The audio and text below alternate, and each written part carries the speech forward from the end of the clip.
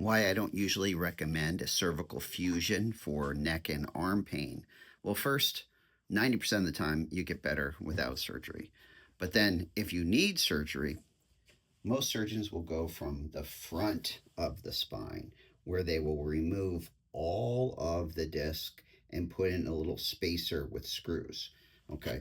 What I do is I go through the back of the spine and I shave a little window, okay, a little bit like the size of a green bean or a little um, uh, like two peas along here to unpinch the nerve, right?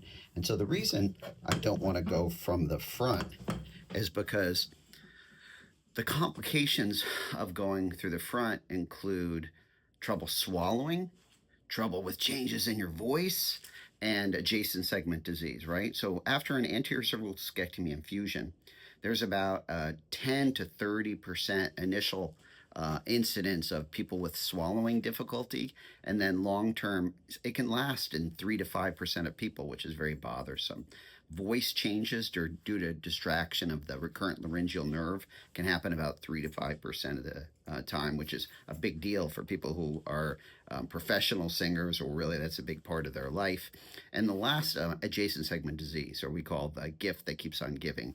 If you have a fusion, then there's about a 2 to 3% chance of then wearing out the next level every year, right? So, if you're 40 and then 10 years later you're 50, that's 20 to 30% chance that you might need that next level operated on. So that's why at the Endoscopic Spine Institute in New York, we just do a endoscopic foraminotomy discectomy, where we go through a tube the size of a number 2 pencil, outpatient surgery, no rods and screws, no fusion.